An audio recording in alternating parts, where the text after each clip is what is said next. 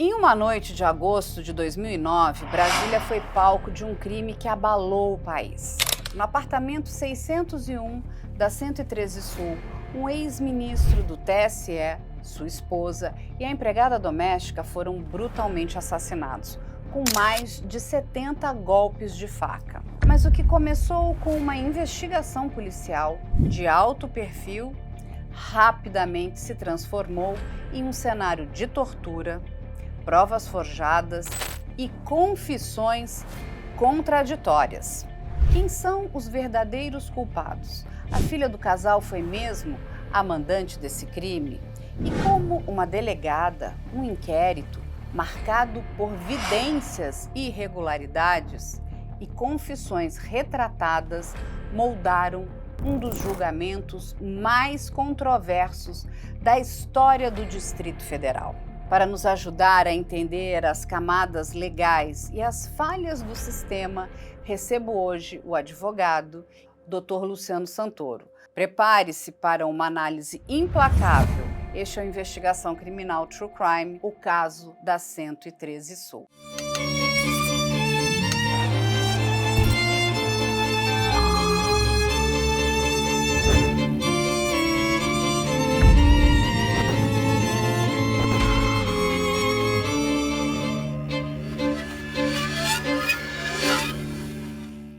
Bom, doutor Luciano, mais um caso fácil, né? Simples, porque quando a gente olha para essa investigação policial, nós ficamos com muita vergonha, né? É uma tristeza o que foi feito nesse caso, porque é um show de horror.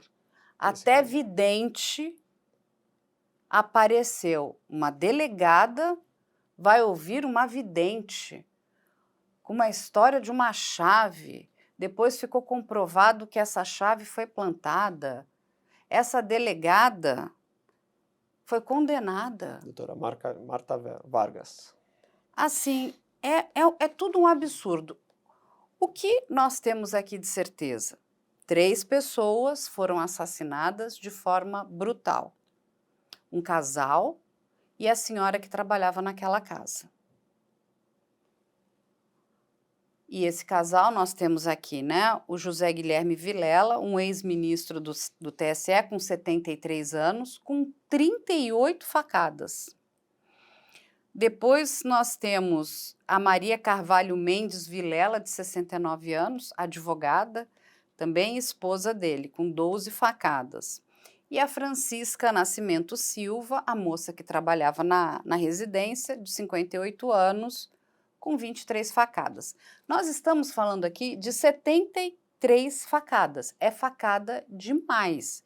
É praticamente uma carnificina para eliminar 3 pessoas. Assim, o que a gente escuta muito aqui da área da psicologia forense, da psiquiatria forense, é que essa quantidade de facadas, né, que completamente, inclusive, desnecessárias para aniquilar uma pessoa, tem uma assinatura aqui de muito ódio.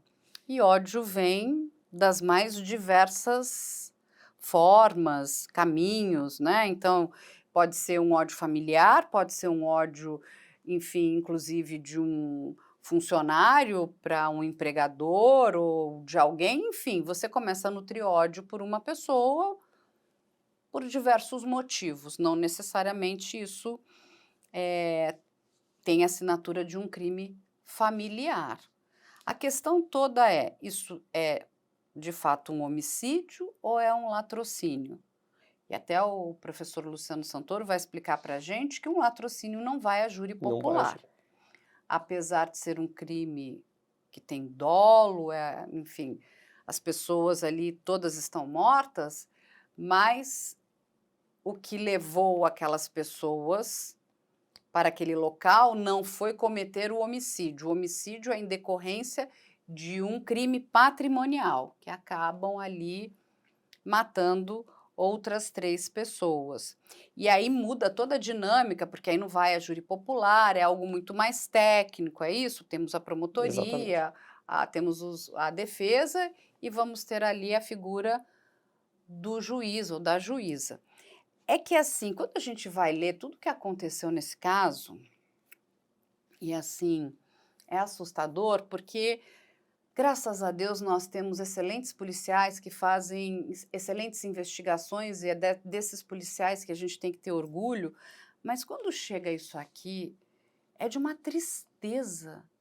Isso aqui é um horror.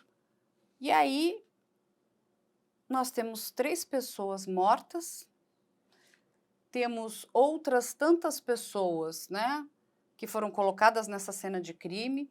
Não temos certezas, porque assim, quando você olha para tudo isso e lendo o processo,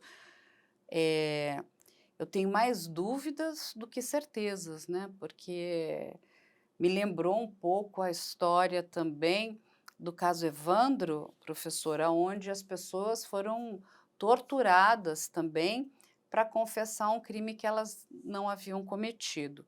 Nesse caso, esses réus também vão trazer a questão da tortura, os homens, não a filha do casal, e eles contam que foram torturados para darem o depoimento que aquela delegada, a Marta, queria.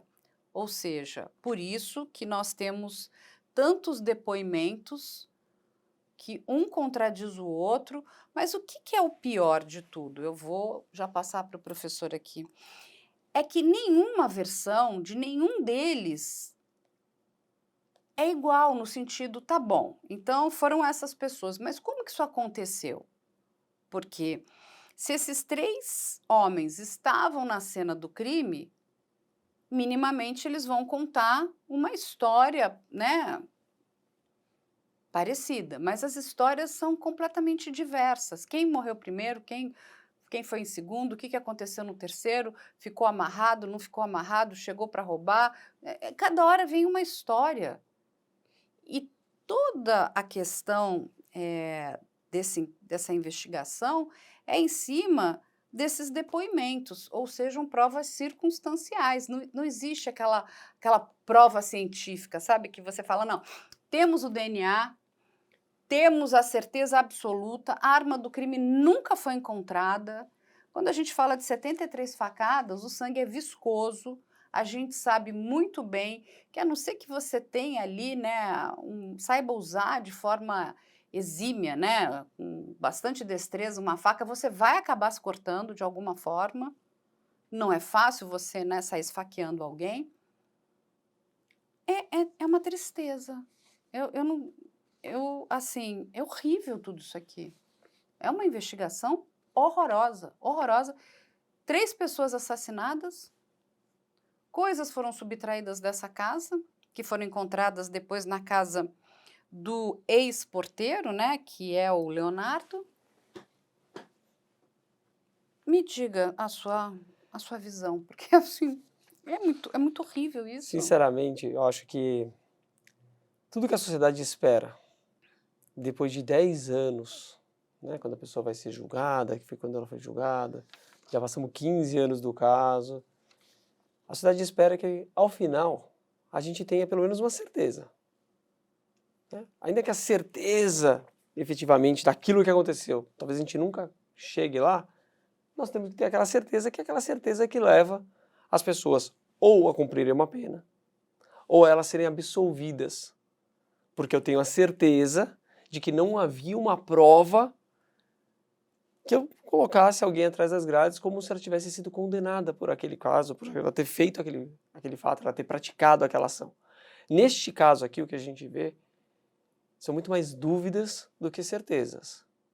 E, ao mesmo tempo, nós temos condenações elevadíssimas para cada um desses réus que estão ali. A Adriana, que é a filha das vítimas, né? O senhor José Guilherme, minha esposa, tem uma terceira vítima, que era essa pessoa que trabalhava na casa deles há 32 anos.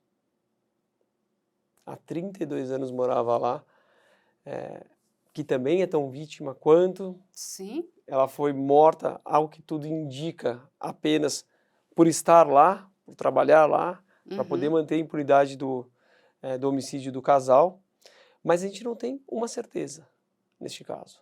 Porque cada vez que a gente estuda um pouquinho mais do caso, cada vez que a gente lê mais alguma coisa sobre o caso, vem sempre uma dúvida. E esta dúvida é muito difícil.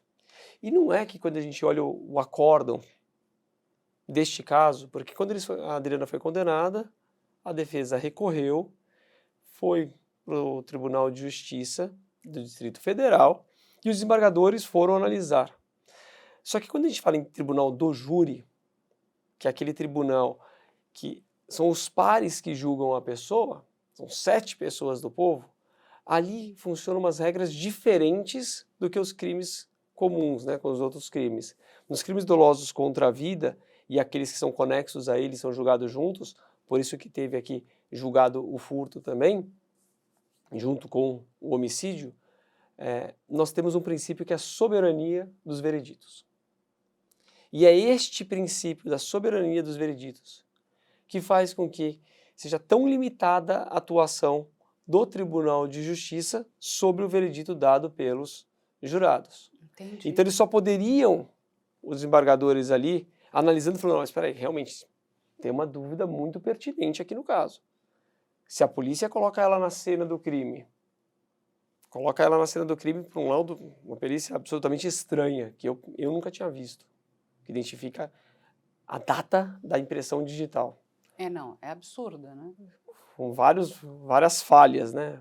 Diversas falhas da metodologia científica, mas se a polícia colocou ali e a defesa consegue comprovar que ela não estava naquele local, comprovou que não estava, no mínimo, eu tenho uma grande dúvida. Falo, peraí, não é que era só mandante que mandou 2 executores ou 3 executores executar e ela estava em outro local. Não. Ela estava na cena do crime. É isso que é a acusação dela. Que ela estava lá dentro e a defesa comprova que ela não está, me parece que é uma dúvida muito razoável.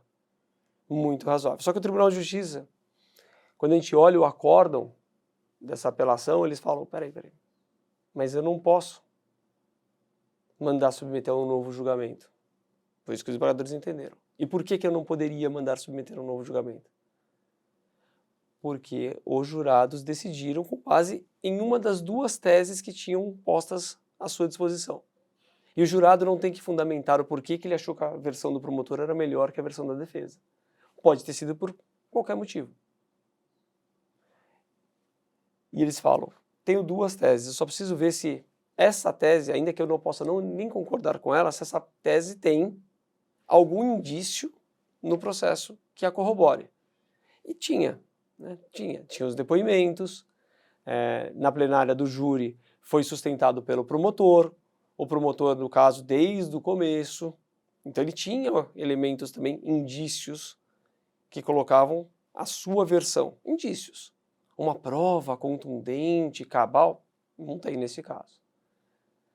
Lógico que quando a gente olha a prova da defesa, né, e a gente que conhece o trabalho tão bem da defesa, o quanto é difícil produzir prova da defesa, e tinham tantas provas bem apresentadas por eles, como comprovante de transação bancária, de herbe, testemunhas, dizendo que ela não estava no local, quer dizer, tinha uma prova bem robusta da defesa também. E para a defesa é muito difícil fazer essa prova que a gente chama de prova diabólica, né? Porque é a prova da negativa, né? É a prova de que o fato não aconteceu. Então é muito mais difícil de você produzir essa prova. Só que eram 2 versões. E os jurados decidiram a favor da acusação. E aí o Tribunal de Justiça ficou amarrado e não pôde mandar refazer o julgamento dela. Porque o máximo que o Tribunal de Justiça poderia fazer por causa do princípio da soberania dos vereditos era, faz de novo. Entendi, mas ele não pode fazê-lo, é isso?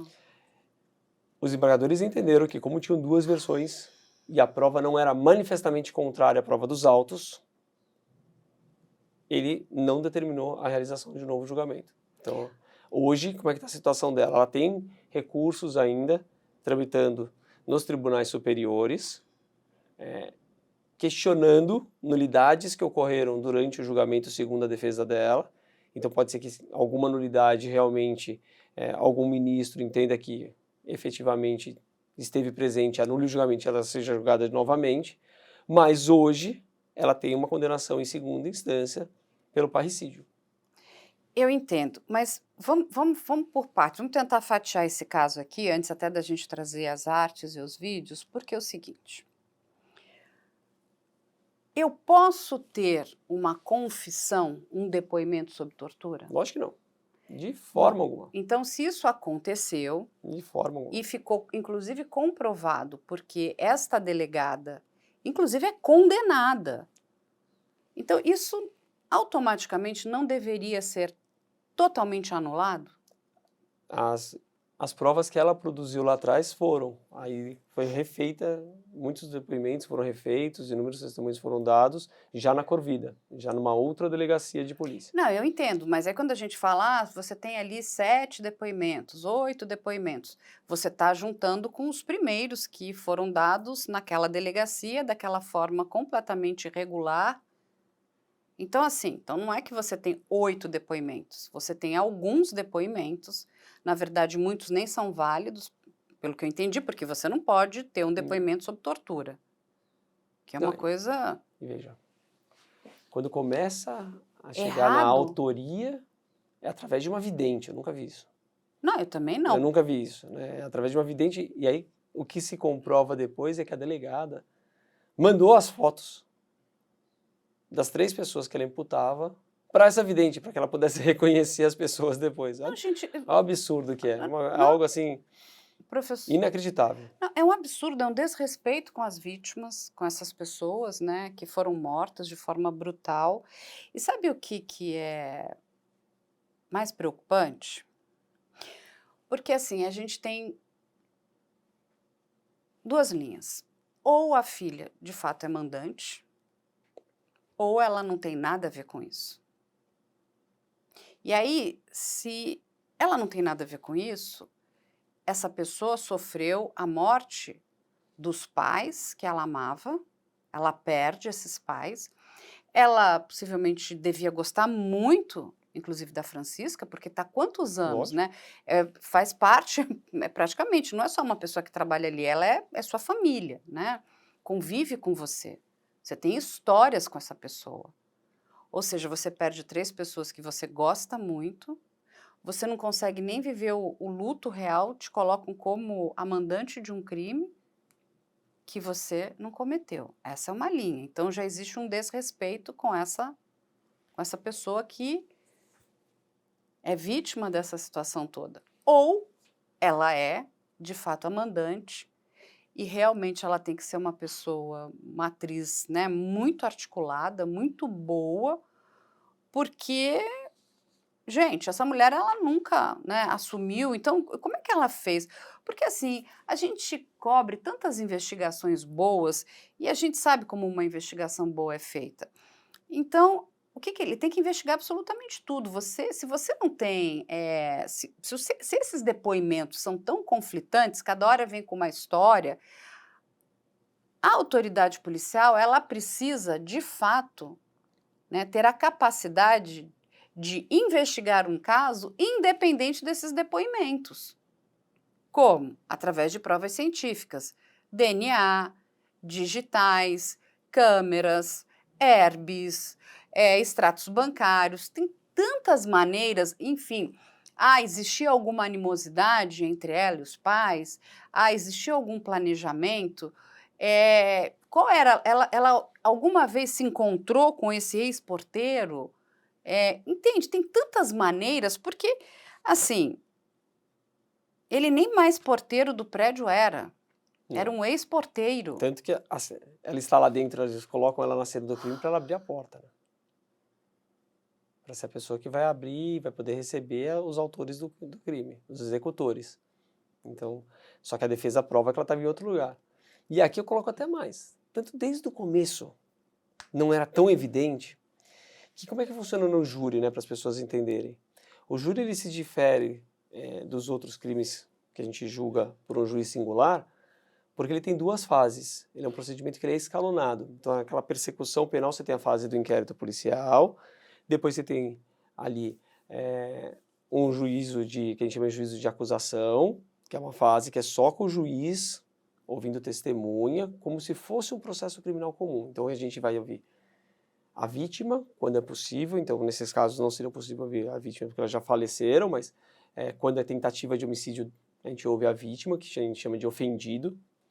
Depois testemunha de acusação, testemunha de defesa. A gente verifica se tem algum esclarecimento de algum perito que precisa ser feito, algo do gênero, interroga, abre para os memoriais das partes, para aquele debate antes, e o juiz vai dar uma decisão.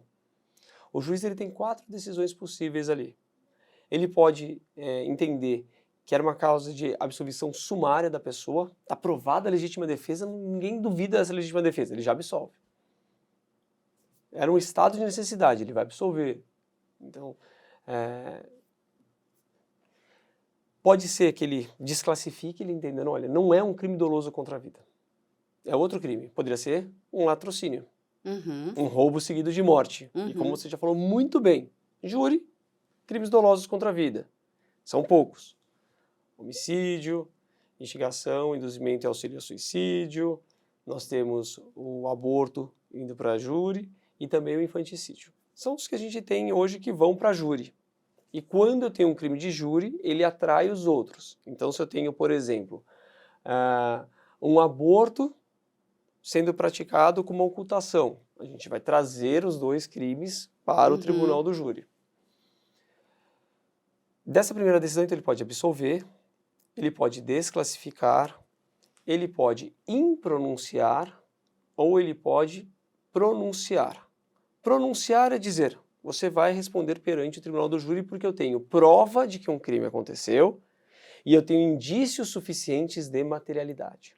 Ou seja, eu tenho um grau de probabilidade de que aquele que está sendo acusado é o autor dos fatos. E aí quem deve resolver isso? Os jurados. O conselho de sentença, que hoje é formado por 7 pessoas. E a gente pode discutir isso. 7 pessoas é um número péssimo. Péssimo, porque eu tenho 57% de certeza de que a pessoa praticou o fato. Lá nos Estados Unidos são 12 pessoas. 12. E unânime. E unânime, segundo a Suprema Corte americana, eles mudaram ali o entendimento e eles registraram o entendimento de que para aquelas condenações mais severas, etc., você precisa de unanimidade dos jurados e se não chegar a essa unanimidade, você tem que refazer o júri. Exatamente. Dissolve o conselho e faz de novo. No Brasil não é unânime, mas tem a razão de não ter uma diferença. Então tem uma razão para não ser unânime. Enquanto nos Estados Unidos eles lá conversam, os jurados estão sempre conversando, dialogando, então eles têm que chegar num consenso. Eles tentam chegar nesse consenso. Inclusive, uma das formas de você anular um julgamento lá nos Estados Unidos, uma das possibilidades legais é quando eles falam que o debate dos jurados foi muito fraco. Ou seja, se não for um debate acalorado, intenso, assim, com bons argumentos, etc. Para mostrar que teve um entendimento. Mostrar que as pessoas estão interessadas e estão julgando aquilo, e discutiram, entenderam a prova e estão discutindo a prova. É isso que eles querem. Ver um debate, então, com força, né? Que tem ali aquela discussão profunda sobre os elementos que lhe foram apresentados. E se não teve, eles anulam, faz outro. Aqui, nosso jurado fica incomunicável. Então, um não fala com o outro. Um não sabe o que o outro está pensando. Um não sabe como o outro vai votar. E, inclusive, se o nosso jurado conversar, dissolve o conselho de sentença, anula aquele júri e tem que começar tudo de novo. Então, tem toda aquela necessidade de a gente preservar os nossos jurados ali para eles estarem incomunicáveis. Eu, particularmente, acho 1000 vezes melhor o sistema americano. Não, eu também. Concordo com você. Primeiro porque começa que é número par. Sim. Só por ser par já é melhor do que ímpar. Porque aqui, 4 votos resolve. Pode ser 4 ou 3. Você só precisa de 4 pessoas e não 4, de 7 pessoas. Na hora que condena, isso é normal acontecer, antigamente a gente abria todos os votos. Então a gente sabia, foi 7-0, foi 6-1, 5-2, 4-3, a gente sabia. Hoje em dia, o nosso Código de Processo Penal mudou em 2008, então a gente não conta mais os votos dessa forma. Quando chega em 4 votos, o juiz para de abrir, porque já chegou numa decisão. Você não sabe se foi 7-0. Só que nos casos mais dúbios, né, nesses casos mais difíceis, normalmente você abre o 7, porque tem voto de um lado e tem voto do outro. Sim. Muito 4-3. Quando eu tenho uma condenação de uma pessoa por 4-3, cara, quer dizer que eu tenho 57% de certeza de que ela praticou o crime. Os Outros 43% entenderam que não. E não é transparente isso. Não. É porque, na verdade, você preserva o jurado para ninguém saber quem votou, de que forma votou. Sim, mas tudo bem, Luciano, mas não é transparente. Se é um tribunal do júri, a gente está falando da restrição de liberdade das pessoas, né, crimes gravíssimos, isso precisa ser muito transparente. A sociedade precisa dessa transparência, porque o nosso maior problema hoje é que nós estamos vivendo, né, nesse universo de narrativas e de um apressamento, e quando a gente está falando de um crime gravíssimo como esse, é lógico que a sociedade quer uma resposta. Lógico. Quem matou 3 pessoas com 73 facadas? Isso é um crime que causa repulsa, né, você olha naquele primeiro momento, te causa revolta. Isso é natural, porque nós somos seres humanos, né? Nós temos compaixão e empatia, inclusive com aquelas pessoas que foram mortas com tanta brutalidade. Mas, ao mesmo tempo, o que isso acontece? Isso acaba virando, né, assunto midiático. Quando não beira o sensacionalismo, porque para uma delegada e não, gente, é absurdo dizer que foi procurar, que delegado que vai investigar através de uma vidente. Gente, isso é fazer, sabe, é piada com a cara da sociedade. Só não, olha, não é pior do que o juiz, do que o promotor, né, no caso Evandro, que teve a cara de pau, tá gravado isso, de dizer quando o advogado de defesa pergunta aonde estão os restos mortais do menino Evandro, ele diz, Exu levou. Nossa. Exu, a entidade, ainda vem com uma questão, né, de um preconceito, criar toda uma narrativa. Exu não leva nada, gente, né? Ainda mais, cadê os restos mortais do menino? E nós precisamos de 30 anos para desfazer o mal feito, né?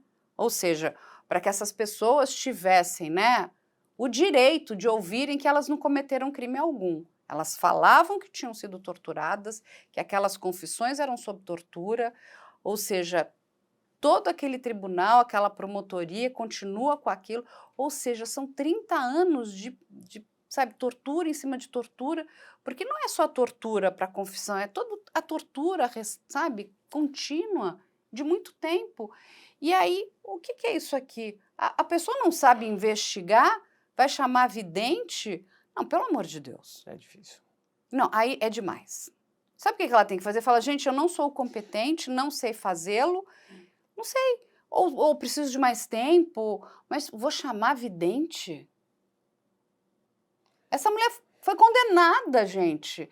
E aí o seguinte, olha que confusão aqui. Sabe, aí vem uma outra, né, uma outra delegada, e eu até vou ler o que ela fala aqui. Olha aqui, a delegada aposentada Mabel Alves de Faria Correia participou das investigações em 2009. De acordo com ela, havia muitas inconsistências na apuração policial. Os interrogatórios do julgamento da arquiteta Adriana Vilela começaram por volta das 11h30 desta segunda-feira, 23/9. O Tribunal do Júri começou a ouvir o depoimento da delegada aposentada Mabel Alves de Faria Correia. Nunca tinha me deparado com uma investigação tão ruim. Quem fala isso é a delegada, gente. No Tribunal do Júri. A que assumiu no lugar da outra delegada. Ela vai falar isso. Nunca tinha me deparado com uma investigação tão ruim. O que nasce errado vai acabar mal. Disse Mabel ao júri. Na época do crime, a policial fazia parte da Corvida, divisão da Polícia Civil que trabalhava em casos de homicídio sem soluções. Aqui em São Paulo, o nosso DHPP, em vários estados também, é a Divisão de Homicídio e Proteção à Pessoa. Ela participou das diligências do caso e afirmou ter encontrado diversas inconsistências na apuração da primeira delegada de polícia da Asa Sul, chefiada pela delegada Marta Vargas. Fui chamada para uma reunião na direção-geral para conhecer os autos. Nesse dia, constatei que as investigações estavam bagunçadas. ressaltou. Dias após ter entrado no caso, a ex-delegada ressalta que Marta prendeu 3 suspeitos do crime e disse ter os encontrado com auxílio de uma vidente, a paranormal Rosa Maria Jacques. Gente, eu tô com vergonha e ao mesmo tempo angústia, porque a gente está falando... Isso aqui não é um filme de ficção, né? Essa vidente participou ativamente dessa investigação. Gente, como que uma vidente participa de uma investigação? Misericórdia. Reforçou, segundo Mabel, a apuração de Marta era inconsistente e que suspeitava da apresentação das provas por parte da outra delegada. Rosa agia como uma estelionatária, acusou. Gente, isso aqui foi falado no júri. A ex-delegada também falou sobre a personalidade da acusada, que durante as investigações tomava muito cuidado com ligações telefônicas, o que levantava suspeitas. Adriana Vilela narra que recebia 8 mil de mesada dos pais, porém, quando eles diziam algum não, ocorriam atritos. Então, é isso, tá? Disse Mabel. Ou seja, é isso que é usado para dizer que a motivação... E o e-mail, né? Tem um e-mail bem... Mas, assim, basicamente a motivação da Adriana teria sido pelas recusas, né, do pai financeira. em dar, sei lá, mais dinheiro para ela. É assim, é muito... É chocante. Isso aqui é igual o caso do Lucas Porto, é igual, assim, é uma coisa midiática, né? Então, assim, é uma pessoa de muita importância, de grande renome, como o próprio Luciano aqui explicou, o Dr. José Guilherme Vilela, mesmo depois, né, de ter deixado ali, né, o cargo de ministro do TSE, ele continuava trabalhando, ele tinha o escritório dele de advocacia. Um dos mais respeitados de Brasília. Ou seja, não é uma pessoa qualquer, né? E a gente precisa de elucidação de crime para todos os crimes, para aquela pessoa que tem pouquíssima condição financeira e para as pessoas de grande renome. Mas isso aqui virou uma bagunça. E aí você tem aqui dentro, né, até lendo o processo, e eu concordo que 2 pessoas de fato participaram desse crime, o Paulo e o Leonardo. Agora, as outras 2 pessoas, tudo é muito questionável. E eu acho que a gente não acabou esse caso ainda não. Com certeza não. Mesmo depois de passado todo esse tempo, acho que ainda vem muita reviravolta nesse caso, para essas 2 pessoas. Acho que a gente ainda vai ter muita informação para chegar. Mas aí, sabe o que eu vou pedir? Primeiro eu vou pedir um mapa, eu sei que a gente tem um mapa para a gente mostrar aonde essa região. A gente está aqui com o mapa do Brasil, a gente vai ali para o Distrito Federal, e aí a gente vai para a famosa Asa Sul, né? Porque Brasília tem ali o formato de um avião, então nós temos Asa Sul, nós vamos para 113 Sul, Bloco C, onde ocorreu o crime, né? E o que acontece? A cena de crime, inclusive, foi encontrada limpa. E esse é um dos grandes detalhes que o desembargador, quando julgou essa decisão de pronúncia dela... Quem limpou? Foi o que ele coloca, um dos desembargadores. Porque assim, vamos lá, Luciano. O Luciano tem muita experiência aqui, né? E a gente tem que trazer esse caso para virar um episódico, né, do Investigação Criminal. Gente, limpar sangue não é fácil. Sangue é uma das Estamos coisas... falando do sangue de 3 pessoas com 73 facadas. Assim, você imagina o que não devia ter virado aquela cena, porque sabe? E fora que assim, não é fácil também, né? Porque você imagina, você está matando uma pessoa, você está matando a outra ao mesmo tempo, não se ouviu gritos, os vizinhos não ouviram nada, ninguém ouviu entrar e sair. Quem limpou aquilo? Entrou quem lá? O cleaner do Pulp Fiction? Para limpar, né? Porque limpou com tamanha perfeição. Entrou o quê? Com luvas? Quanto tempo isso durou? Essa história está muito mal contada, é uma investigação horrorosa. E isso é tão importante você estar falando, Eu estava explicando, né, o procedimento do júri, acabei não falando da segunda fase. Quando você tem a decisão de pronúncia, quem não concorda pode recorrer, chama recurso em sentido estrito. Aí você vai lá para o tribunal ver se tinha as razões. Quando você não tem uma certeza, você impronuncia. Quando você já tem um juízo de probabilidade, você pronuncia. Costuma-se dizer no Brasil que a gente adota um princípio chamado indúbio pro società nessa fase. Na dúvida, manda para o júri. Eu particularmente discordo disso. Eu acho que na dúvida é sempre favorável ao réu.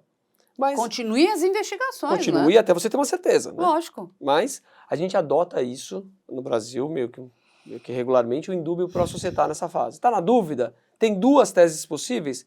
Deixa que o tribunal do júri decida. A defesa não concordou com isso, porque foi o que o juiz colocou. Falou, tem dúvida aí, o tribunal do júri que resolva.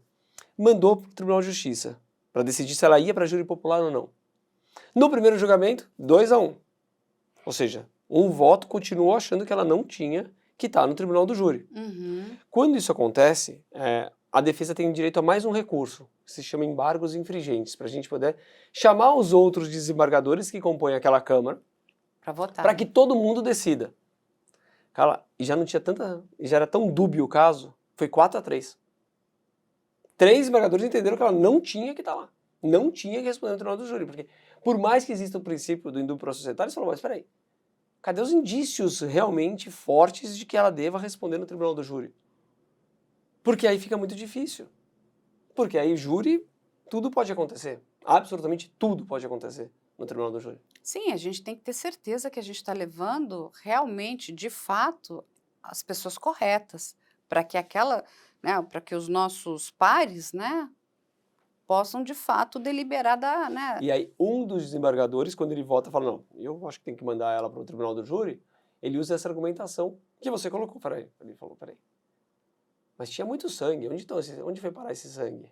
Então, Quem sumiu. limpou esse sangue? Quem que teria essa possibilidade, essa forma racional de agir ali para poder fazer a limpeza do local? Seriam aqueles 3 ali ou seria uma outra pessoa? Então, foi essa a argumentação que ele acaba utilizando. E não é só isso, quando a gente está falando, né, de uma facada, e até a gente já conversou aqui com vários peritos, né, a pessoa, quando ela está viva, né, o que acontece? O sangue vai espirrar para todo lado e você não consegue limpar tudo, né? Porque ele vai espirrar na parede, ele vai espirrar nos móveis.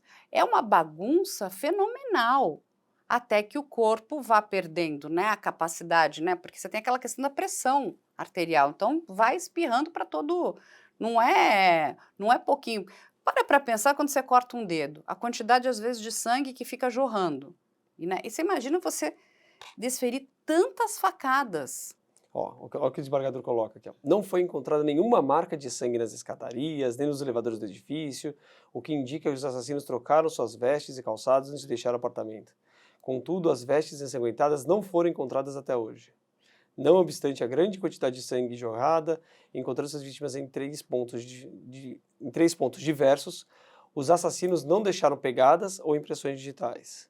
É bem provável que o ambiente dos homicídios foi propositadamente alterado. Dificilmente pessoas rudes ou portadoras de parcos conhecimentos, como os acusados que executaram o ato criminoso, conseguiriam praticamente anular o silêncio eloquente da cena do crime, como se deu na espécie. Silêncio eloquente da cena do crime. É assim que ele coloca. De tanto quanto os autores revelam, pode-se dizer com larga probabilidade de acerto que de latrocínio não se cuida, quer porque o número de golpes é incompatível com a conduta daquele que mata para roubar, quer porque quem pretende patrimônio, em primeiro lugar, não tem tempo de desfazer a cena do crime com relativa perfeição, como ocorreu no caso vertente. Mas olha só, Luciano, de novo, existe a possibilidade, inclusive, de serem outras pessoas, de outras pessoas fazerem parte desse crime. Outras pessoas que não foram indiciadas, investigadas. E eu não estou dizendo que esses homens não cometeram o crime. Mas quem mais cometeu esse crime? Quem de fato é o mandante? Será que é de fato a Adriana? Ou tem outras pessoas? Porque limpar a cena do crime, por que limpar a cena do crime? Quando a gente ouve o advogado dela falando, o Antônio, o Cacai, né, falando, ele fala com muita convicção da inocência da cliente dele. A gente está falando de um processo que tem 65 mil páginas. É muito grande, é um processo muito longo, com muita coisa revirada. E quando o advogado ele bota uma convicção dessa, e você pergunta uma pessoa que tem diversos clientes, né? Clientes de todos os tipos, todas as formas, de defender diversas causas diferentes, e coloca essa certeza, assim, fala, não, esse foi o maior caso que eu tive de erro judiciário. Isso é algo que, para mim, enquanto advogado, enquanto defensor, eu vou olhar ali no processo para ver cadê os elementos de convicção que levaram aquelas 7 pessoas a colocar atrás da grade. Porque no júri dela foram 24 testemunhas. Em júri, é muito importante a prova testemunhal. Lembre-se, quem estiver em casa, está no júri, olha sempre, é sempre debate oral. Então você vai estar sempre lendo a linguagem ali. São várias formas de linguagem, você está sempre lendo a linguagem. Você tem os documentos que você exibe, coisa e tal, mas você quer saber das pessoas falando. E quem consegue se aproximar do jurado é quem fala, costuma ter um melhor resultado lá na frente. Das 24 pessoas ouvidas, 8 eram da acusação. Quando a gente pega das 8 da acusação, praticamente todas eram policiais. Só que policial não está na cena do crime, né? Policial é só quem investiga, é o que ouve dizer, eu ouvi falar disso, eu ouvi falar daquilo, eu investiguei isso, eu fiz aquilo. Explicar até a metodologia. Teve uma informante que era filha de um dos acusados, que era uma das informantes que foi ouvida, como testemunha de acusação, e a defesa veio com 16 testemunhas. Né? 16 testemunhas, dentre as testemunhas tinha assistente técnico, como o Samuel Jundi, mas tinha uma tia dela, né? Irmã da vítima. Então, eu acho que ainda tem muitas águas para rolar aqui. E agora está decidindo, praticamente agora, nesse mês, está com o ministro Rogério Schietti para decidir se a senhora Adriana vai começar a cumprir a pena dela ou não. Em regime fechado. Começar a cumprir, porque ela ainda não iniciou o cumprimento da pena dela, ao contrário dos outros, né? Os outros já estão cumprindo pena e já faz algum tempo. Ela está em liberdade, aguardando terminar os recursos, mas aí, o que aconteceu, cara, foi que agora nesse segundo semestre, o Supremo Tribunal Federal entendeu que, por conta da soberania dos vereditos do Tribunal do Júri, sempre que houver uma condenação do Tribunal do Júri, a pena já vai poder começar a ser executada sem esperar o trânsito em julgado. Foi isso que o Supremo entendeu agora no tema 1068. Então, eles julgaram esse tema e o Supremo Tribunal Federal entendeu que, por conta da soberania dos vereditos, começa-se a cumprir a pena. Particularmente, obviamente, eu não concordo, porque você ainda tem recursos. Então, não tem uma decisão transitada em julgado para fazer a pessoa começar a cumprir a pena. A certeza de que ela é culpada por aquilo.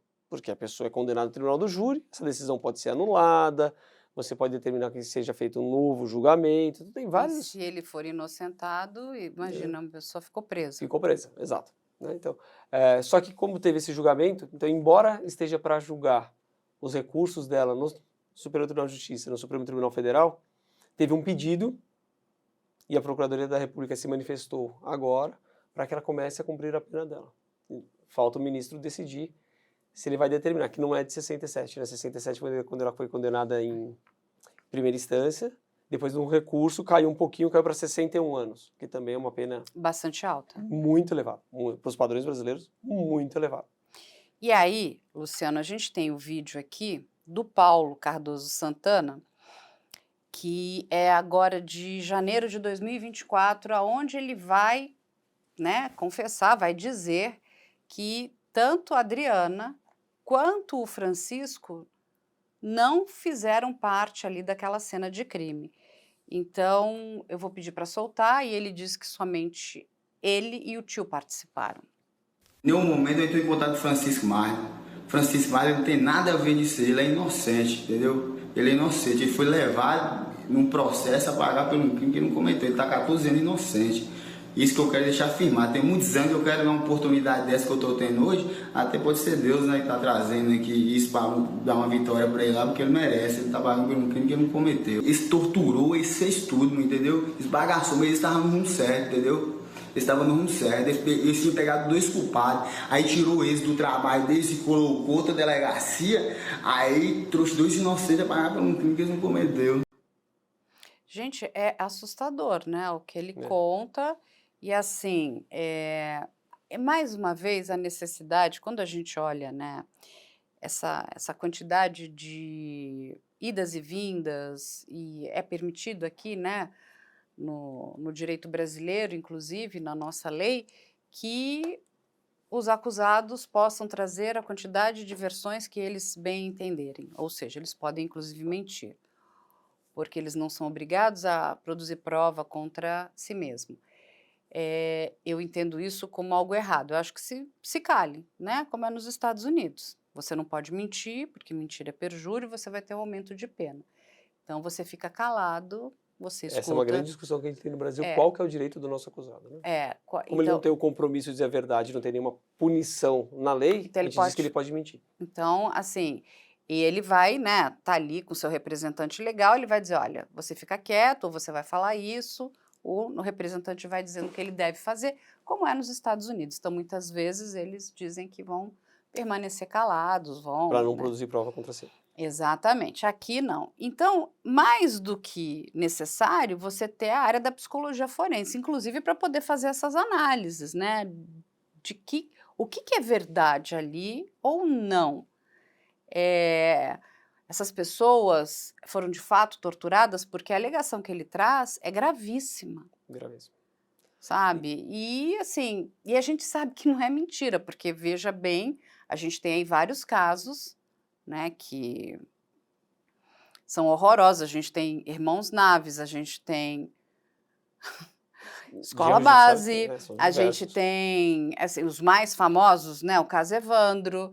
Então, infelizmente, e essa não é a polícia que a gente gosta, né? A gente gosta daquela polícia que se debruça, que investiga, que vai dizer, olha, a gente vai demorar, mas acreditem, a gente vai chegar, né, vai tentar chegar na verdade.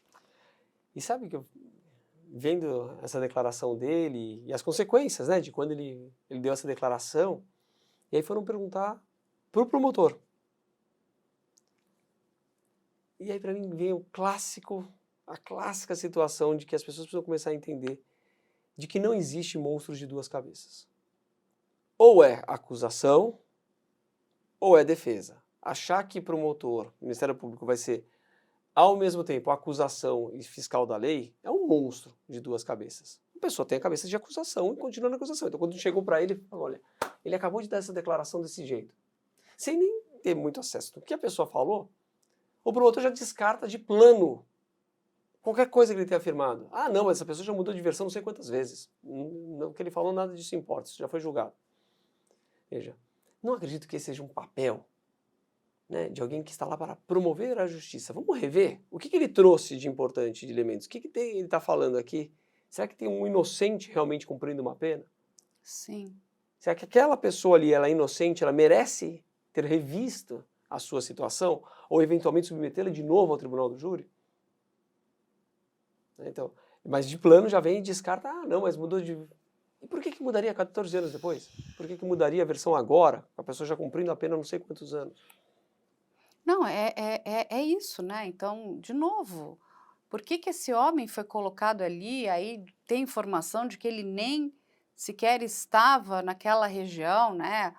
As advogadas agora que estão trabalhando na revisão criminal dele pedem até o sistema de Herbes, ele estaria a 30 quilômetros daquele local, em Goiás. Então, assim, é complicado tudo isso. E você sabe, cara, e é uma coisa que a gente tem muito aqui no Brasil, né? O selecionar a prova que te interessa. Selecionar um e-mail que a mãe mandou para a filha, que foi um e-mail que foi explorado, quem quiser procurar na internet, o e-mail foi explorado demais, numa relação conflituosa que elas tinham, até o próprio irmão fala, que tinha uma relação bastante conflituosa, um e-mail. Mas tinha 28, que era completamente oposto. Isso o Estado nunca traz, só traz o e-mail que é ruim. E os e-mails posteriores àquele que tinha sido enviado, que teria sido aquele e-mail que teria sido levado ao tribunal do júri, para os jurados entenderem como era ou que a posição dos pais com relação à filha. E não, se você quando olha lá, tem outros 28 e-mails disponíveis que você consegue ler e falar, não, mas tem uma relação. As famílias brigam de vez em quando. Sim.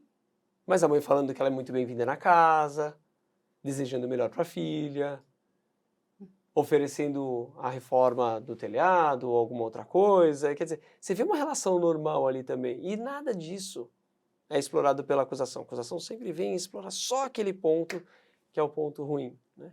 Que pega como sendo aquele e-mail que seria o e-mail que mostraria ali uma ruptura de relacionamento, que não foi verdade.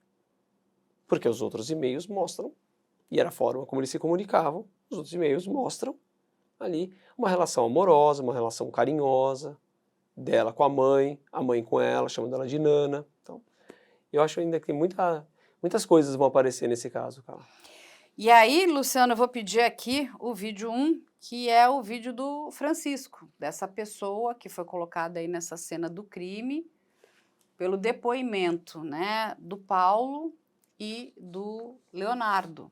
Ou seja, não tem provas de fato reais, científicas, de que ele tem estado ali. Ou pelo menos até hoje essas provas nunca apareceram. Mas aí quando você fala em tortura psicológica, que eles falavam pra você assim que fez você admitir um crime tão bárbaro? Nisso aí foi que na hora lá, tava sendo gravado e tudo lá, nisso eu não tava com advogado e meus pais não estavam lá. E eu tava com medo de acontecer alguma coisa com a minha família, porque eu fui tirado lá que a minha mulher estava grávida, eu não sabia o que estava acontecendo, e também com meus pais. E eu queria ver o meu pai e eles não deixaram. Eles ameaçaram a sua... Não, nesse momento não. Aí depois me tiraram de uma sala e me colocaram em outra sala com o Leonardo. Antes de ter um depoimento com ele, de acariação e tudo. Onde o Leonardo falou para mim que perguntei para ele o que estava acontecendo, ele disse que eu tinha que falar alguma coisa, poderia acontecer algo comigo, com a minha família, que ele tinha levado um tiro, né, que tinha sido torturado, que tinha levado um tiro no pé do ouvido e essas coisas tudo.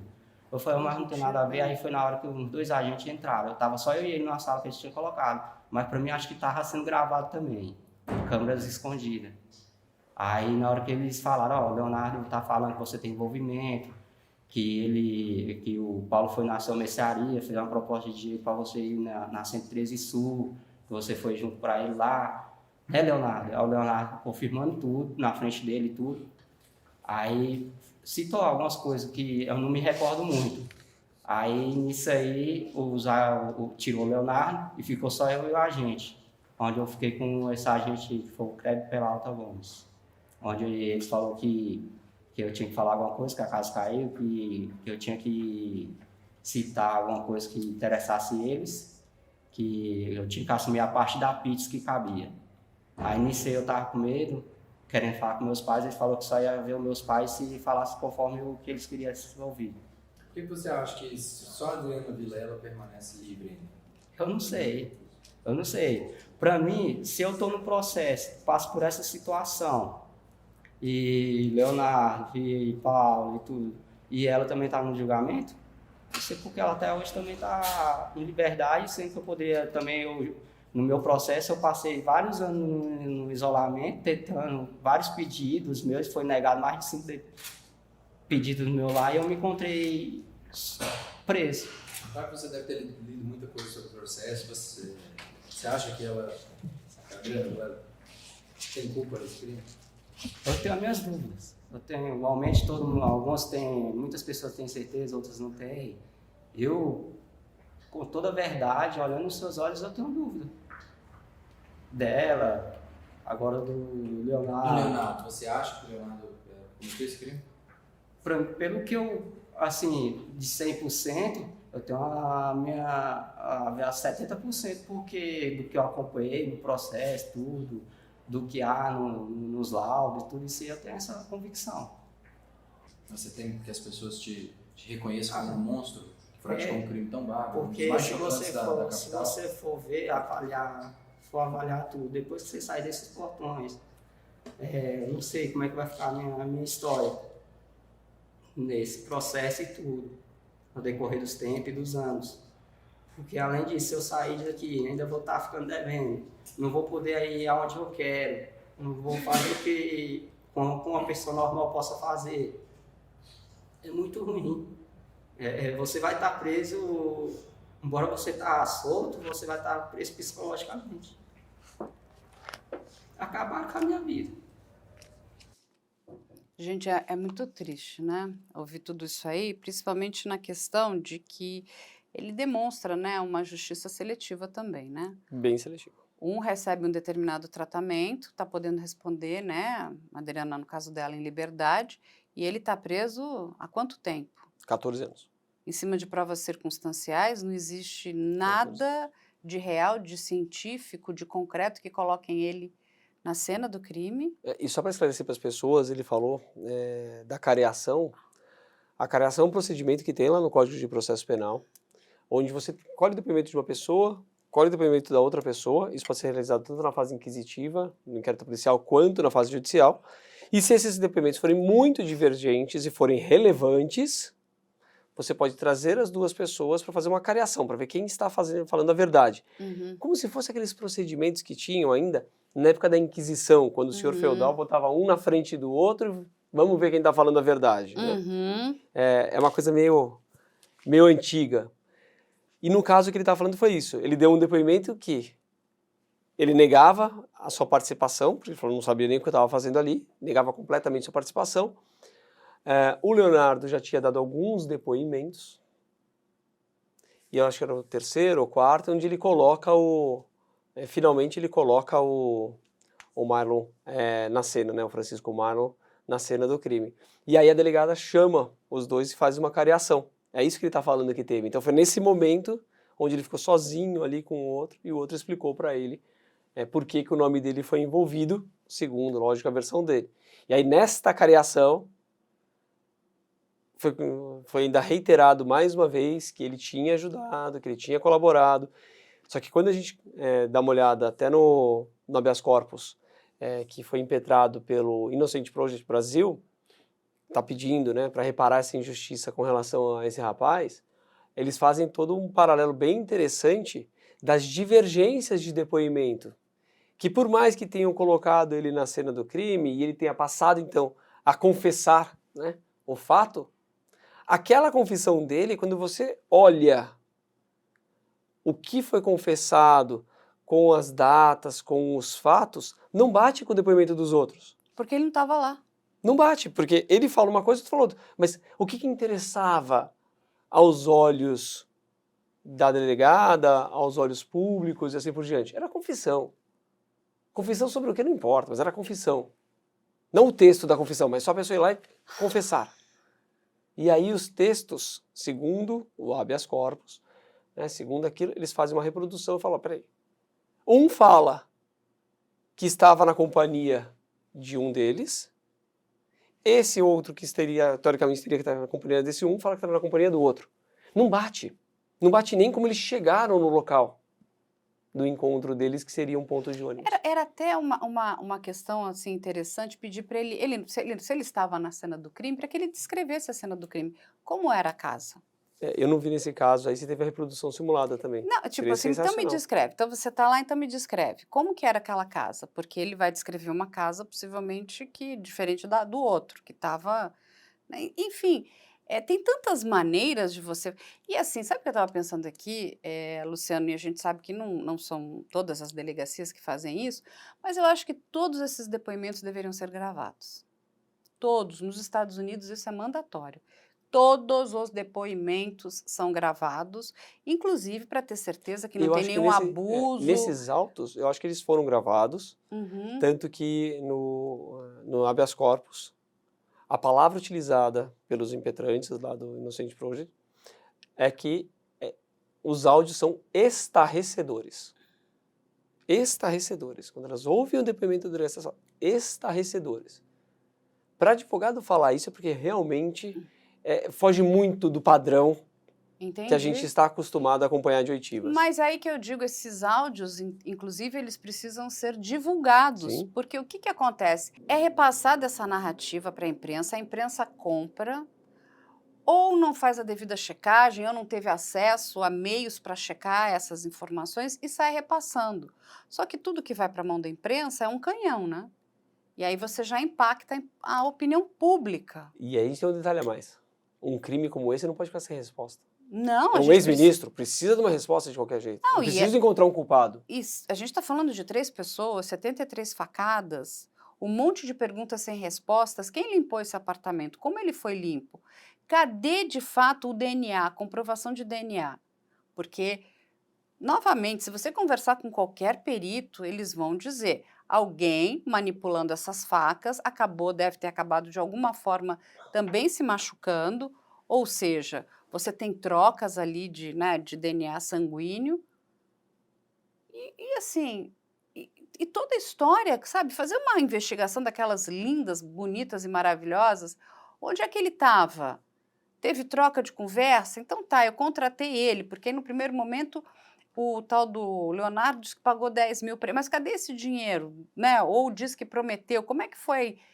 Eles conversaram por O telefone? que a acusação coloca, e aí é o argumento da acusação, a gente tem que ser imparcial, um de cada lado, é que ela teria um conhecimento sobre esses sistemas, né, judiciais, até da família que ela participa, absolutamente conhecida, que ela teria esse conhecimento, e por conta desse conhecimento ela ela entenderia sobre posicionamento de herbes, ela entenderia sobre rastreabilidade, então que ela teria simulado algumas circunstâncias. E o que a defesa acontece, está falando, peraí, mas você está falando que neste horário ela estava dentro do apartamento, e neste horário eu estou provando para você que está em outro lugar. Então ficou esse jogo, né? Um falando, não, mas ela entende disso, ela manipulou ali para que constasse aqueles horários. Enquanto que a defesa vem e fala, peraí, não é possível. Se você está falando que ela estava dentro desse lugar e ela está aqui nesse, você não tem o dom da ubiquidade. Ou está no lugar ou está no outro. Ou ela é uma mastermind do crime, não é? Porque para tudo isso que a acusação está trazendo... Mas não é estranho que aos 60 anos a pessoa faça isso? Aos 60 anos. Sim, tudo é estranho. Durante 55 anos, acho que foi 55, né? 50. É estranho. Basicamente é estranho. Passa a vida inteira sem praticar nada. Aí aos 55, você torna ela como sendo uma das maiores mentes do crime do país. E aí, de novo, né? Trazendo de novo, olha a necessidade da psicologia forense, né? Todos eles explicam pra gente. Ninguém acorda e diz, eu vou matar uma pessoa. Até para uma pessoa cometer um homicídio como esse, na verdade é um triplo homicídio, né? Nós estamos falando de 3 pessoas. Ela já cometeu outros crimes, outros delitos, outras questões. Quando você vai investigando, porque a pessoa vai ganhando uma maturidade criminal, tem que ter aqui tem um ânimo de matar muito grande, né? O executor, né? Assim, é tudo, né? Em algum momento, não é possível nessa investigação que você não vai encontrar provas, e aí eu digo provas cabais, que coloquem de fato essas pessoas na cena do crime, e não provas circunstanciais de depoimentos que cada hora um diz uma coisa, um depoimento não casa com o outro, cada um matou de um jeito, porque é mais ou menos isso, né? Parece meio o caso Evandro. Então, ele diz o que você tem que falar para caber dentro daquela coisa. E aí, 2 coisas, né, que a gente vê. Quando a gente olha o depoimento, tá bom, como é que ela procurou essa pessoa? Como é que ela foi atrás e descobriu que, olha, essa pessoa pode ser um executor do homicídio do meu pai, da minha mãe. Um matador, eu quero um matador. Esse aí. Pegar o ex-porteiro do prédio. E ele fala, não, a Adriana ligou, mas que Adriana? Aí que ela se identificou como Adriana Vilela. E falou para encontrar numa praça... Ela já sabia que ele era matador? Exato. Da onde vai tirar a informação de que esta pessoa poderia? Aí ele já parte daquele depoimento, essa parte do depoimento já parte para negociar valores. Ah, não, mas para fazer isso eu quero $50 mil. Ela ofereceu 10.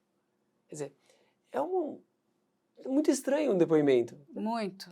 Tá bom, cadê a primeira ligação? Cadê o posicionamento das pessoas? Onde elas estavam? Como que ela tinha esse contato com você? Quantas vezes você já tinha conversado com ela para ela chegar em você e falar para te contratar? Quer dizer, são situações assim que me parecem muito pouco aprofundadas dentro desta investigação. E o outro ponto que coloquei, eu falei 2, né? O outro ponto é quando a gente vê algumas entrevistas da família, eles falando que desde o primeiro momento na delegacia, eles se sentiram, todos, como sempre colocados como suspeitos. Ali. Sempre colocados como suspeitos. Com depoimentos que passavam horas e horas e horas e horas em depoimento. E sempre colocados como suspeitos, precisava encontrar entre eles algum Pegar alguém, né? Alguém tinha que ser o autor do fato.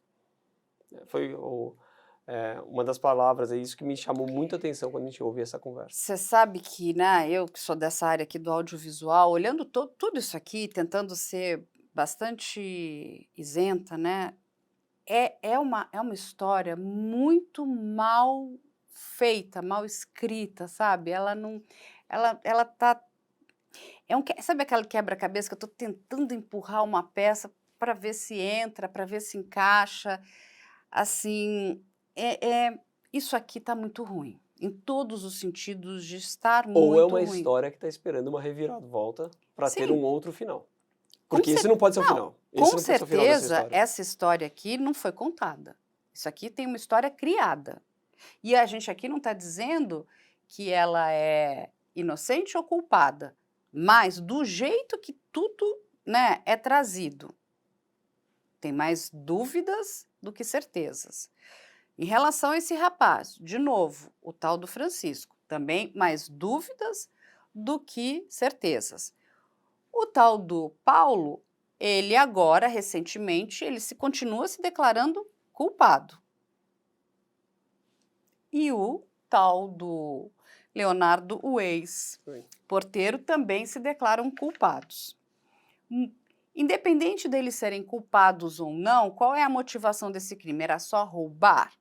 Roubar e por que tantas facadas? Por que, sabe, aconteceu alguma coisa naquela dinâmica daquele crime, eles foram insultados? Dizendo que ele tinha sido contratado só para praticar um roubo contra os pais e não um homicídio. Exatamente. Essa divergência e entre aquele eles. roubo termina em homicídio? Ou aquilo de fato Porque é um tem homicídio? divergência entre o depoimento deles, do Leonardo e do Paulo.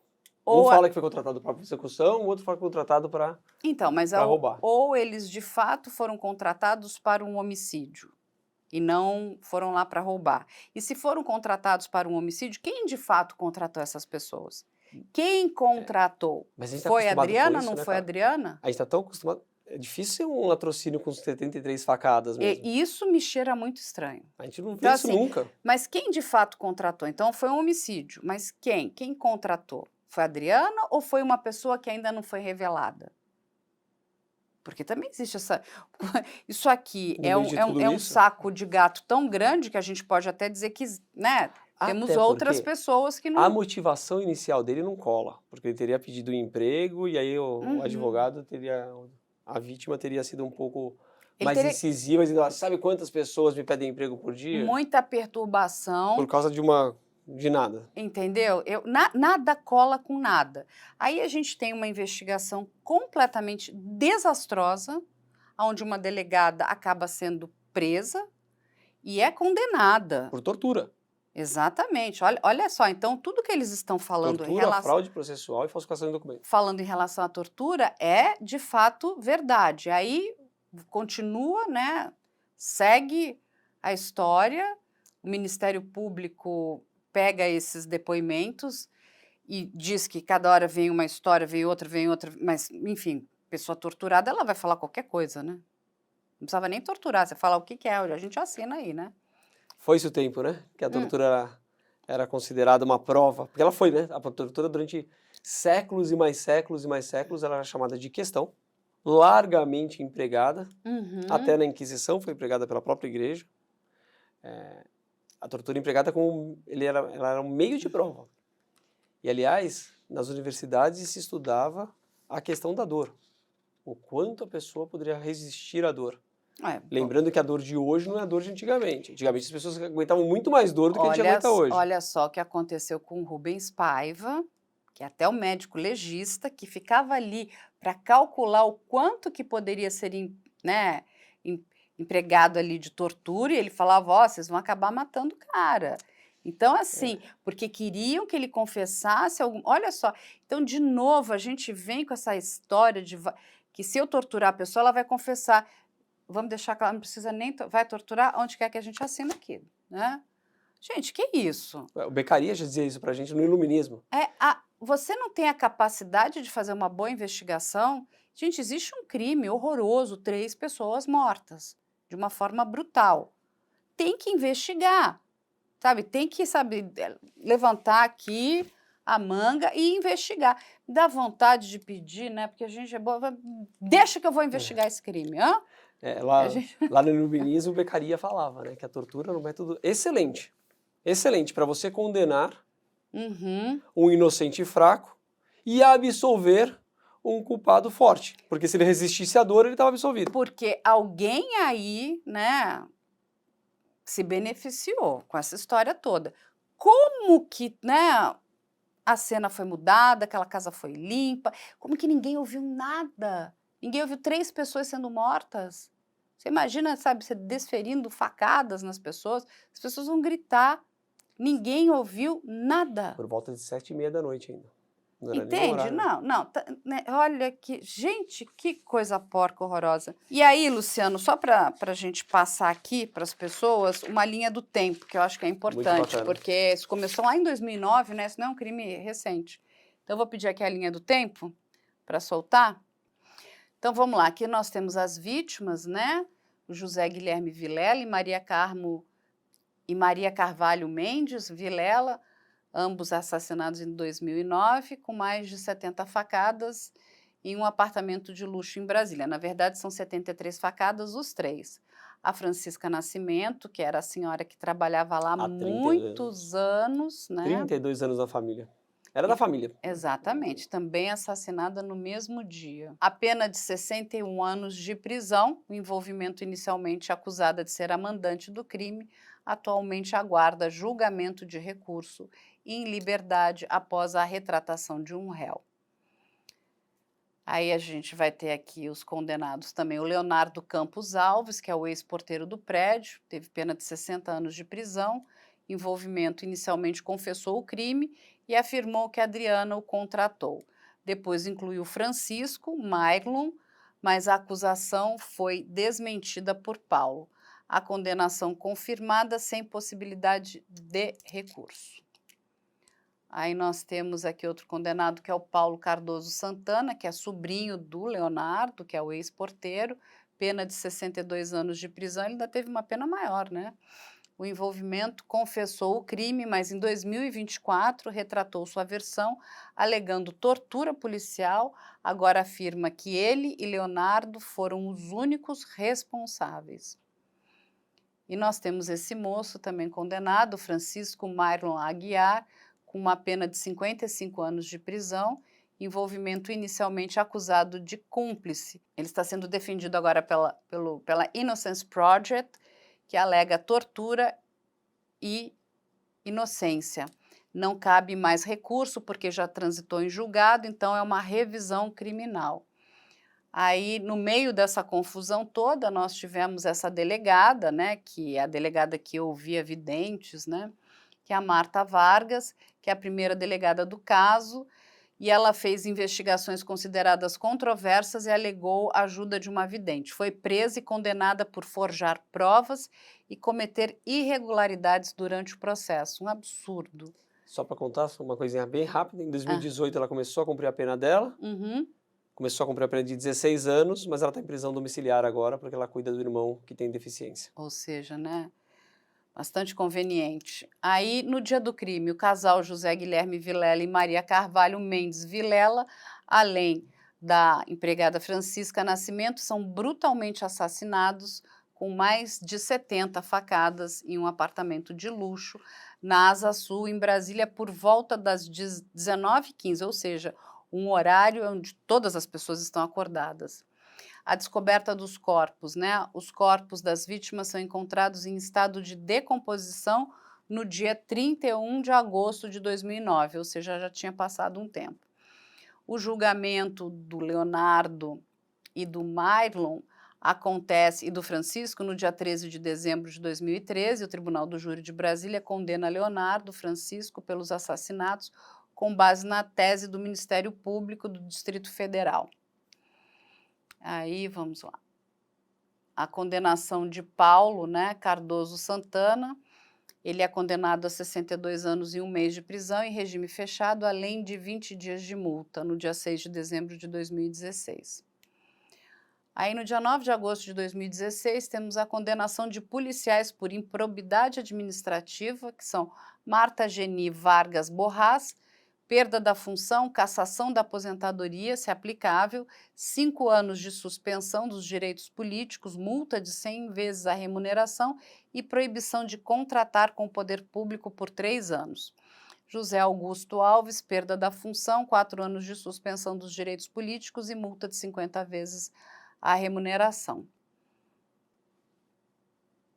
Aí, no dia 5 de abril de 2018, a condenação de Marta Vargas, ex-delegada, agora Marta é condenada pelos crimes de tortura, falsidade ideológica e violação de sigilo funcional, com pena de 16 anos e 12 dias de reclusão. Devia ser muito mais, porque imagina uma delegada fazendo isso que ela fez. No dia 28 de agosto de 2018, declaração de Francisco Marlon, 9 anos após o crime, Francisco Marlon declara que foi torturado pela polícia e que sua confissão foi forçada. Ele nega sua participação no crime. Aí, no dia 20 de outubro de 2018, a prisão de Marta Vargas, a ex-delegada Marta Vargas é presa pela Corregedoria Geral da Polícia Civil do Distrito Federal. Aí vamos para 2019, no dia 18 de fevereiro, prisão domiciliar da Marta Vargas. Como o doutor Santoro falou aqui, ela recebe o benefício da prisão domiciliar. No dia 2 de outubro de 2019, a condenação aí já da Adriana Vilela.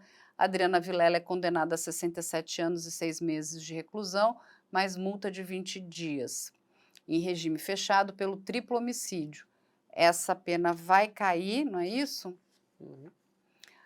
Aí acontece a negativa de anulação do julgamento. A primeira turma criminal do TJDFT nega o pedido da defesa de Adriana Vilela para anular o seu julgamento no dia 23 de junho de 2022. E aí, em 2023, é o pedido do Innocence Project. O Innocence Project solicita à Justiça a quebra de sigilo telefônico e localização do celular de Francisco Marlon no dia do crime. Setembro, de 2023 ainda estamos aqui, que é a declaração do promotor Marcelo Leite Borges. O promotor Marcelo Leite afirma que se houvesse provas que o inocentassem Francisco Marlon, o Ministério Público não se oporia, mas considera os argumentos do Innocence Project infundados. Posso fazer só um comentário rápido? Pode, deve. Não se oporia, mas a primeira coisa que ele fala, não dá para saber se esse celular é realmente o que ele usava à época, ponto. Quer dizer, como não se oporia? Vamos chegar ao celular para ver se era o que ele usava? Sim. Aí, no dia 17 de janeiro de 2024, tem uma entrevista de Paulo Cardoso de Santana, que declara em entrevista ao Innocence Project que Adriana e Francisco são inocentes. No dia 7 de novembro de 2024, o caso é enviado ao STJ e, conforme decisão da desembargadora Simone Costa Lucindo Ferreira, que determina a competência do STJ para análise do pedido aí da Adriana. Da prisão da Adriana. Exatamente, estamos aguardando aí o que a Justiça vai dizer, O pedido de prisão de Adriana Vilela, o ministro Rogério Schietti Cruz, do STJ, encaminha ao Ministério Público Federal o pedido de prisão de Adriana Vilela no dia 2 de dezembro de 2024. Ou seja... E o MP foi favorável. Exatamente. E o TF já foi favorável, porque a Procuradoria da República já foi favorável. Ou seja... Agora, posso só esclarecer para as pessoas esclareça. Duas coisinhas aqui, bem rápido. Primeiro, por que, se já tem o trânsito julgado, por que a gente ainda continua discutindo as provas? Uhum. Porque existe um instituto. Esse instituto a gente chama de Instituto da Revisão Criminal. Então, essa revisão criminal possibilita sempre que nós encontremos, que a gente tenha uma prova contundente, nova, que inocente a pessoa, eu posso entrar na justiça e pedir a revisão daquela condenação. É algo que só existe para a defesa. Não tem uma revisão para a sociedade. Alguém foi absolvido, decisão transitada e julgado, você entra com uma revisão para condenar a pessoa. Não, isso não pode. há coisa julgada, trânsito de julgado, isso está previsto na nossa Constituição. Mas se a pessoa foi condenada e eu encontro uma prova nova, contundente, forte, aí essa pessoa tem direito a rever aquela condenação e eventualmente a gente até ser absolvida. E a segunda coisa para as pessoas entenderem, porque cada um foi julgado numa data diferente. Nós tivemos 2 julgados em 2013, um julgado em 2016 e outra julgada em 2019. Porque o juiz pode, de acordo com o artigo 80 do Código de Processo Penal, desmembrar os casos. A regra é todo mundo responder dentro do mesmo processo. Mas imagina que um recorre da decisão de pronúncia, o outro não recorre. Para um eu preciso investigar mais uma coisa. Então o juiz, analisando o processo, ele pode falar, não, é melhor desmembrar para eu apurar melhor a circunstância relativa àquela pessoa. E por isso que 2 foram julgados num julgamento, um no outro, e ela, por fim. E aí, só para finalizar, né, o Innocence Project aqui, né, no caso o Brasil, e vale também para os Estados Unidos, né, onde é a sede, eles só vão ajudar, né, só vão fazer algo depois que os casos estão transitados e julgados. Ou seja, eles só entram na fase de revisão criminal.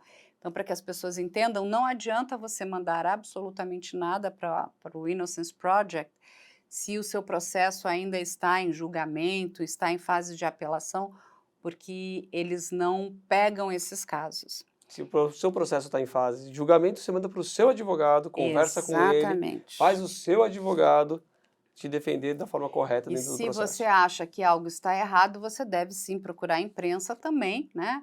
E procurar ganhar o seu espaço. E vale lembrar que o Innocence Project nos Estados Unidos já conseguiu ali, né, esclarecer centenas de casos de gravíssimos erros jurídicos, né? Várias pessoas presas que nunca cometeram crime algum.